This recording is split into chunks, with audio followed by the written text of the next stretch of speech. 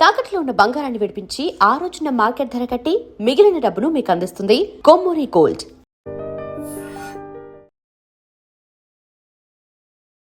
అందరికీ నమస్కారం. Welcome to I dream. This is anchor Lasya Reddy. ప్రస్తుతం మనతో పాటు హరితస ధార్మిక సేవా సంస్థ వ్యవస్థాపకులు బ్రహ్మశ్రీ సూర్యకిరణ్ శర్మ మల్లాది గారు మనతో పాటు ఉన్నారు. ఆయన అడిగి బోల్డ్ అని విశేషాలు అడిగి తెలుసుకుందాము. నమస్కారం గురువు గారు. శ్రీరామరక్ష. ఎలా ఉన్నారు? అమ్మవారిదే. సో నెక్స్ట్ ఈ మధ్య కాలంలో పెళ్ళిళ్ళన్నీ చూస్తున్నాము. ముహూర్త బలం అనేది ఎంత విశిష్టమైనదో అందరికీ తెలుసు, ప్రాముఖ్యత చెందిందో తెలుసు. అయితే ఫోటోగ్రాఫర్స్, వీడియోగ్రాఫర్స్ ముహూర్తం టైంకి కాకుండా బెల్లం జీలకర్ర పెట్టడం దగ్గర నుంచి తాళి కట్టడం వరకు వాళ్ళు ఎలా చెప్తే అలా పోజులు ఇచ్చుకుంటూ తాళి కట్టడం, పోజులు ఇచ్చుకుంటూ బెల్లం జీలకర్ర పెట్టడం అనేది చాలా చూస్తున్నాం. దీనివల్ల ఎటువంటి ప్రాబ్లమ్స్ ఉంటాయి? అసలు ఆ ముహూర్తానికి ఉన్న బలం కానీ, విశిష్టత కానీ, ప్రాముఖ్యత ఎందుకు రోజు రోజుకి తగ్గిపోతుంది? అలా అయితే ఏంటి పరిస్థితి? ఇప్పుడు నేను దీనికి వివరణ చెప్పాను అనుకోండి, ఈ ఫోటోగ్రాఫర్స్ అందరూ వచ్చి నా మీద దాడి చేస్తారు వాళ్ళు. కానీ చెప్పాలి, ఎందుకంటే నూరేళ్ల కాపురం. అసలు ముహూర్తం పెట్టేది ఎందుకు? ఆ ముహూర్త బలానికి, ఆ ముహూర్త సమయానికి ఒకరినొకరు చూసుకుని, ఒకరి కళ్ళల్లోకి ఒకళ్ళు చూసుకుని, మనకి తాళి కట్టడం ముహూర్తం కాదు, జీలకర్ర బెల్లం పెట్టడమే ముహూర్తం. ఆ పెట్టే సమయంలోనే తెరచాటు పక్కకి తీసి ఒకళ్ళ ఒకళ్ళు చూసుకోవాలి. వీళ్ళు ఇంకా తెరచాటు తీయను కూడా తీయరు, ఫోటోగ్రాఫర్లు ఎంటర్ అవుతారు. ఒకసారి ఇటు చూడండి అంటారు. ఆవిడ ఎవడు చూస్తుంది? ఆవిడ ఫోటోగ్రాఫర్ని. పెళ్ళైన తర్వాత ఇంకా వాళ్ళ మీద ఒకరికి ఆసక్తి ఉంటుంది. ఇంకా అక్కడ సో బెల్లం జీలకర్ర పెట్టడమే ఒకరినొకరు చూసుకోవడం. ఆ కంటి కలయిక, కంటి ద్వారా శక్తి ప్రసరణ జరుగుతుంది. ఇక్కడ నుంచి ఆ బెల్లం జీలకర్ర కూడా ఒక విశిష్టత ఉంది. బెల్లం జీలకర్ర అక్కడ పెట్టడంలో అది ఎంత గట్టిగా బంధం అది ఏర్పడుతుందో, అది మీ సహస్రారం మీద ఎప్పుడైతే పడిందో, ఈ చేతిలో ఉండేటువంటి ఎనర్జీ అటు, ఆ చేతిలో ఉండేటువంటి ఎనర్జీ ఇటు పాస్ అయ్యి ఒకళ్ళకొకళ్ళకి ఆ అనుబంధం ఏర్పడుతుంది. ఇది శక్తి క్షేత్రం. లలితా సహస్రనామాన్ని చదివితే సహస్రారాంబుజారూఢ సుధా సారాభివర్షిణి అని అమ్మవారికి పేరు. ఇది మనకున్నటువంటి 7 చక్రాలలో ఇది సహస్రార చక్రం. అక్కడ ఉన్నటువంటి అమ్మవారు అమృత బృందువుల్ని స్రవింపచేస్తోంది అని మనకి దాని అర్థం. దానికి మరి ఈనాటి కాలానికి ప్రమాణం లేకుండా ఎవరో నమ్మరు కదా.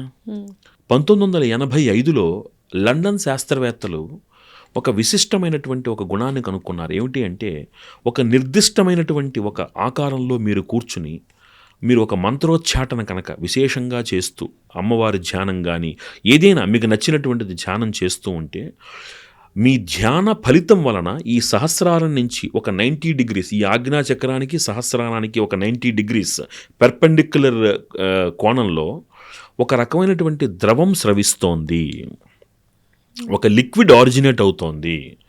ఆ లిక్విడ్ని క్యాన్సర్ కణాలు ఉన్నటువంటి ఎలక మీద ప్రయోగిస్తే అది యాంటీడోట్గా పనిచేసింది దానికి. అంటే మీరు చేస్తున్నటువంటి అమ్మవారి అనుష్ఠానము, మీలో కలిగిస్తున్నటువంటి, మీలో సృజింపచేస్తున్నటువంటి ఆ ద్రవము మిమ్మల్ని శక్తివంతంగా మారుస్తోంది. సెల్స్ ఏవైనా రిపేర్ కూడా అయ్యే ఛాన్సెస్ కదా ఉన్నాయి. ఇంకొకటి దీనికి కంటిన్యూస్గా అదే ఎగ్జాంపుల్ చెప్తాను. ఎయిమ్స్ 2009 మే నెలలో సండే టైమ్స్, తేదీ నాకు గుర్తులేదు, ఎవరైనా లైబ్రరీకి వెళ్ళగలిగితే మే, జూన్ ఆ ప్రాంతాలలో సండే టైమ్స్లో ఒక ఆర్టికల్ వచ్చింది. ఎడిషన్లో, సండే ఎడిషన్లో ఒక ఆర్టికల్ వచ్చింది. ఎయిమ్స్లో ఉన్నటువంటి ఒక వ్యక్తి, ఒక lady, she was డయాగ్నైజ్డ్ with brain tumour. ఏమండి, ఆ బ్రెయిన్ ట్యూమర్ ఆవిడని బాధిస్తున్న సమయంలో కొంతకాలం నేను రోగులకు సేవ చేసి 6 నెలలు టైం ఇచ్చారు ఆవిడకి. నేను దాటిపోదామన్న ఉద్దేశంతో ఆవిడ ఎయిమ్స్లో జాయిన్ అయ్యి యోగా ప్రాక్టీస్ చేస్తూ, నిరంతరము కూడా మెడిటేషన్ చేస్తూ ఆవిడ అక్కడ సేవ చేయడం ప్రారంభించింది. Even today she is alive. ఏం జరుగుంటుంది గురుగారు? లోపల ఉన్నటువంటి బ్రెయిన్, ఆ ట్యూమర్ కరిగిపోయింది.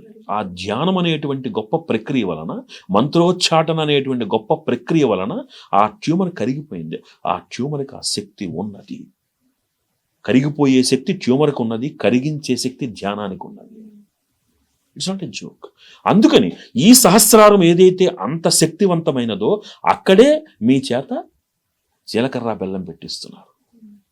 అది చేతిలో పెట్టచ్చుగా, నోట్లో పెట్టచ్చుగా, ఎందుకు సహస్రారం మీదే పెట్టిస్తున్నారు? అంత శక్తివంతమైనది ఆ అంటే అక్కడ ప్రదేశం. ఒక మనిషిని ఇంకొక మనిషిని కనెక్ట్ చేసేటువంటి ఒక ప్రక్రియ అన్నమాట. ఒక గురువు తన శిష్యుడికి శక్తిపాతం ఇవ్వడానికి ఇదే సహస్రారం మీద చేయి పెడతాడు. అందుకని ఎవరిని పడితే వాళ్ళని చేయి పెట్టనివ్వకూడదు తల మీద. చాలా డేంజర్. మనకున్నటువంటి ఎనర్జీని వాళ్ళు లాగేసుకుంటారు. అందుకనే అక్కడ ఏం జరుగుతుంది, వాళ్ళిద్దరి మధ్యన ఒక కనెక్టివిటీని ఏర్పరుస్తున్నారు. ఆ కనెక్టివిటీని సహస్రారం ద్వారా ఏర్పాటు చేస్తున్నారు. సహస్రారం ద్వారా ఏర్పాటైనటువంటి కనెక్టివిటీ కళ్ళ ద్వారా అటాచ్మెంట్లోకి వెళ్తుంది. అందుకనే ఎంత సిస్టమేటిక్గా చెప్పారు, అంతవరకు ఒకళ్ళనొకళ్ళు చూసుకోకూడదు. ముహూర్త సమయానికి మాత్రమే చూసుకునేటట్టుగా, జీవితాంతం కలిసి ఉండేటట్టుగా. ఎంత అద్భుతమైన ప్రక్రియ. ముహూర్త బలం. ఆ ముహూర్త బలం కూడా మన వాళ్ళు శాస్త్రం ఎంత చక్కగా చెప్పింది. రాత్రిపూట వివాహ ముహూర్తాలు పెట్టమని చెప్పింది. వివాహానికి, గృహప్రవేశానికి రాత్రిపూట పెట్టమని చెప్పింది. ఎందుకని? చంద్రబలం అధికంగా ఉంటుంది. ఎప్పుడైతే చంద్రబలం ముహూర్తంలో అధికంగా ఉంటుందో మనస్సు నిర్మలంగా ఉంటుంది. పెళ్లిళ్ళకి గృహప్రవేశాలకి చంద్రబలం బాగుండేటట్టుగా ముహూర్తాలు పెట్టమన్నారు. మనమేమో ఇప్పుడు మధ్యాహ్నం 11:30కి మన కంఫర్టబుల్ టైం అందరూ వచ్చి భోజనాలు చేసి నాకు రెండో ఖర్చు లేకుండా ఇలా ఆలోచిస్తున్నాం మనం. కానీ ఒకప్పుడు ముహూర్తాలు చంద్రబలం తెల్లవారుజామున ముహూర్తాలు ఎందుకు పెట్టేవారు అంటే, ఎక్కడైతే చంద్రబలం అధికంగా ఉందో ఒకళ్ళనొకళ్ళు అర్థం చేసుకుని అన్యోన్యంగా ఉంటారు.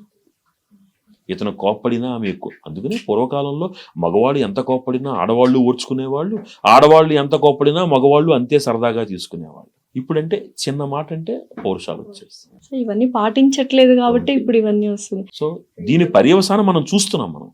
కాబట్టి ఎన్ని లక్షలు కోట్లు ఖర్చు పెట్టి మీరు పెళ్ళిళ్ళు చేస్తున్నా అంతిమంగా దాని యొక్క లక్ష్యం ఏమిటి అంటే వాళ్ళిద్దరూ అన్యోన్యంగా ఉండడం. అంతే కదా? సో ఆ మెమరీస్ ఉండాలి అంటే మీరు ఖచ్చితంగా అన్యోన్యంగా ఉంటే ఆ మెమరీస్ కి విలువ, ఆ ఫోటోలకి విలువ. అంతే కదా?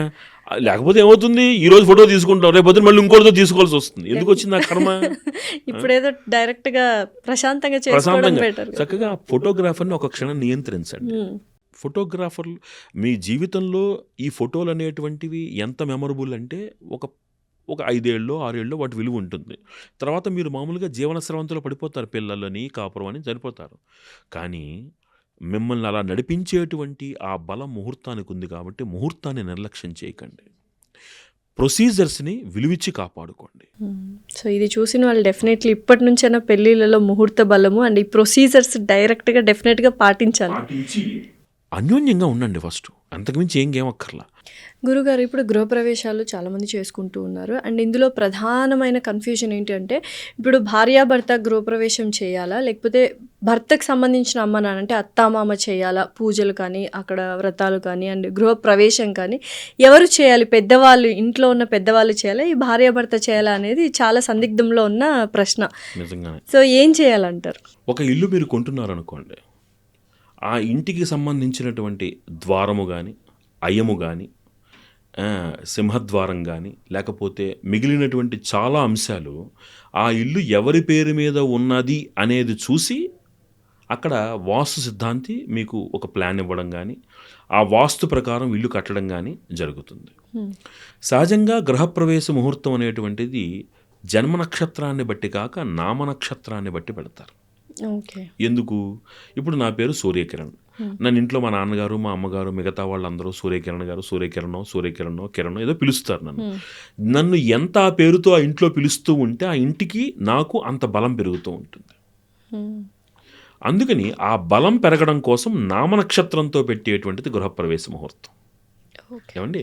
అయితే ఇప్పుడు ఒక అబ్బాయి, ఒక తల్లి తండ్రి, అబ్బాయి కోడలు ఉన్నారు. అబ్బాయి కోడలు పేరు మీద ఇల్లు కొనుక్కున్నారు. ఇల్లు కట్టేటప్పుడు అన్ని విధాలుగా కూడా వాళ్ళిద్దరికీ సరిపడే విధంగా వాళ్ళు ప్లాన్లు వేయించుకున్నారు, ముహూర్తాలు పెట్టుకున్నారు, అన్నీ బాగున్నాయి.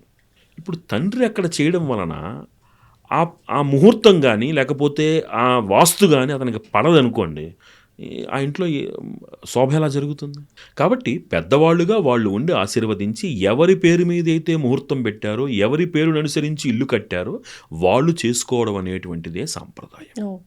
కానీ ఇప్పుడు ఏంటంటే కొంతమంది పురోహితులు లేకపోతే కొంతమంది పెద్దవాళ్ళు, ఆ ఇంట్లో పెద్దవాళ్ళు ఉండగా చిన్నపిల్లల చేత చేయిస్తున్నారు ఏమిటి మీరు అనేటువంటి ఒక స్పర్ధని తీసుకురావడం జరుగుతుంది. అండ్ పిల్లలు కూడా అమ్మ నాన్నకు ఆ ప్రాముఖ్యత ఇవ్వాలి, ప్రాముఖ్యత ప్రేమతోనో ఇవ్వాలనేటువంటి ఏదో. దాంతో వాళ్ళు చేస్తున్నారు.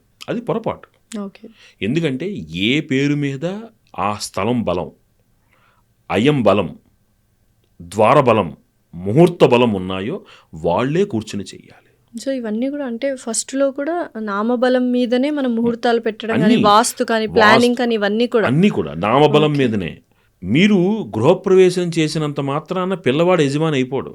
వాడి ఇంటికి ఈఎంఐలు కట్టుకుంటూ ఉంటాడు, కానీ ఇంటికి యజమాని ఎప్పుడు తండ్రే. డెఫినెట్లీ పెద్దవాళ్ళు ఎవరున్నారో హెడ్ ఆఫ్ ద ఫ్యామిలీ అందుకనే వాళ్ళే. శాస్త్రం చాలా స్పష్టంగా ఏం చెప్తుంది, మీ నాన్నగారు మీ అమ్మగారు ఉన్నారనుకోండి, మీరు మీ వారు ఉన్నారనుకోండి, మీ నాన్నగారు అమ్మగారే నైరుతి బెడ్రూమ్లో పడుకోవాలి, మీరు పడుకోకూడదు. ఇంటికి పెద్దవాళ్ళు. ఇంటికి పెద్దవాళ్ళు, వాళ్ళే యజమానులు, వాళ్ళు అక్కడ పడుకోవాలి. వాయువ్యంలోనే మీరు పడుకోవాలి చిన్నపిల్లలు. ఓకే. ఇంతే శాస్త్రం.